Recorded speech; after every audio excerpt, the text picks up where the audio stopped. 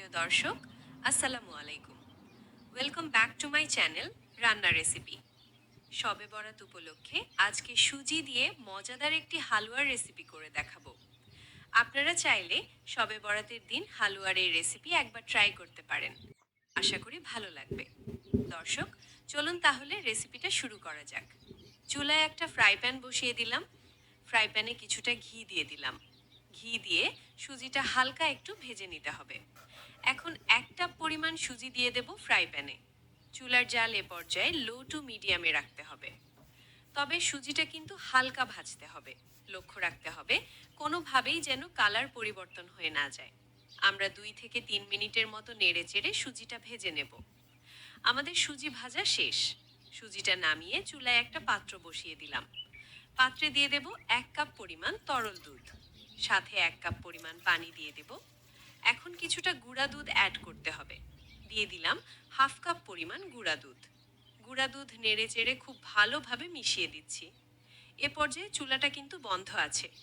চুলা বন্ধ থাকাকালীন গুঁড়া দুধ একসাথে ভালো মতো মিশিয়ে দিতে হবে, না হলে কিন্তু দলা পাকিয়ে যেতে পারে। এখন চুলাটা জ্বালিয়ে দিলাম। দুধের মধ্যে এখন দিয়ে দেব 2টা আস্ত এলাচ, 2 টুকরো দারুচিনি, একটি তেজপাতা টুকরো করে দিয়ে দিলাম। দারুচিনি, এলাচ এবং তেজপাতা দেওয়ার কারণে হালুয়া থেকে খুব সুন্দর একটা ঘ্রাণ আসবে। এখন মিশ্রণটা মিডিয়াম ফ্লেমে ভালো মতো জাল করে ঘন করে নিব। দুধ জাল করে ভালো মতো ঘন করে নিলে হালুয়ার স্বাদ কিন্তু অনেক বৃদ্ধি পাবে। আপনারা চাইলে কিন্তু শুধুমাত্র গরুর দুধ দিয়েও এই সুজির হালুয়াটা তৈরি করতে পারেন। সেক্ষেত্রে একটু বেশি জাল করার প্রয়োজন পড়বে। গুঁড়া দুধটা সম্পূর্ণ ঐচ্ছিক। দুধ ভালোভাবে জাল করে ঘন করে নেওয়া হয়ে গেছে। এবার দিয়ে দিচ্ছি 1/2 কাপ পরিমাণ নারকেল। নারকেল আমরা আগেই প্রসেস করে রেখেছিলাম। নারকেল দিয়ে আবারও ভালোভাবে নেড়েচেড়ে মিশিয়ে দিব। এখন দিয়ে দেব 1 কাপ পরিমাণ সুজি। দর্শক, সুজি আমরা আগেই ভেজে রেখেছিলাম। সুজি অল্প অল্প করে ঢালতে হবে আর অনবরত নাড়তে হবে, না হলে দলা পাকিয়ে যেতে পারে।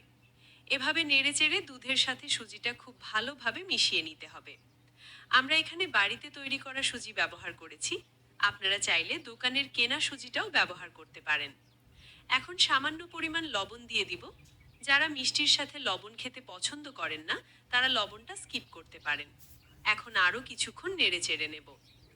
দর্শক, এখানে মনে রাখতে হবে সুজি দেওয়ার পর অনবরত নেড়ে চেড়ে দিতে হবে, না হলে পাতিলের তলায় লেগে যাওয়ার সম্ভাবনা থাকে। আর এই সুজির হালুয়াটা কিন্তু নেড়ে চেড়েই রান্না করে নিতে হবে, না হলে কিন্তু নিচে লেগে যেতে পারে।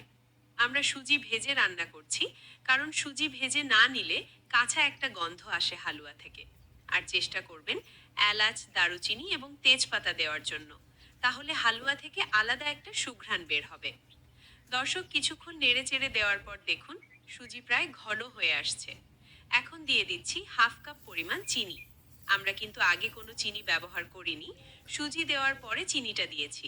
সুজি দেওয়ার আগে যদি চিনি দিয়ে দেন, তাহলে সুজি কিন্তু সেদ্ধ হবে না ঠিকঠাক মতো।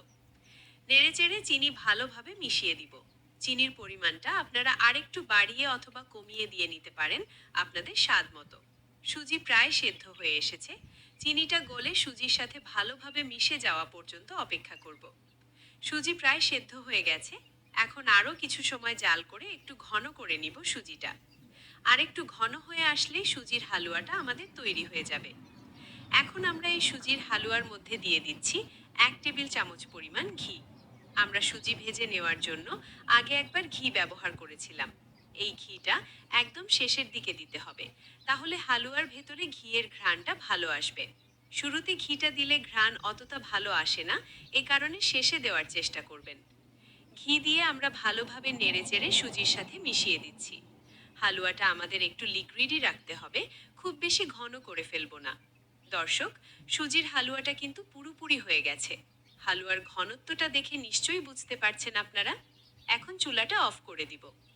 এর থেকে বেশি ঘন করলে চুলা থেকে নামানোর পর হালুয়া কিন্তু একদম শক্ত হয়ে যাবে। খেতে আর মজা লাগবে না। এই হালুয়া যেহেতু বিশেষ করে শবে বরাত উপলক্ষে তৈরি, অর্থাৎ রুটির সাথে খাওয়া হবে, তাই সুজির ঘনত্বটা আমরা ঠিক এরকম রেখেছি। চুলা থেকে নামানোর পর হালুয়া আরও একটু ঘন হয়ে আসবে। চুলা থেকে নামানোর পরপরই আমরা একটা পাত্রে হালুয়া নিয়ে নিচ্ছি। হালুয়ার ঘনত্ব দেখেই নিশ্চয়ই বুঝতে পারছেন। পাত্রে ঢালার পর ঠান্ডা হলে হালুয়াটা আরেকটু ঘন হয়ে যাবে। হালুয়ার উপরে কিছুটা কিশমিশ ছড়িয়ে দিলাম। চাইলে আপনারা কাজু বাদাম বা কাঠবাদামও কুচি করে ছড়িয়ে দিতে পারেন। তো দর্শক, শবে বরাতের এই রেসিপিটি যদি ভালো লেগে থাকে, তাহলে রান্নার রেসিপি চ্যানেলটি সাবস্ক্রাইব করে পাশে থাকার অনুরোধ রইল। আর যদি ফেসবুক বা অন্য মাধ্যমে দেখে থাকেন, তাহলে ফলো করে পাশে থাকবেন আশা করি। আবারও হাজির হব নতুন কোনো রেসিপি নিয়ে। সবাই অনেক বেশি ভালো থাকবেন, সুস্থ থাকবেন। আল্লাহ হাফেজ।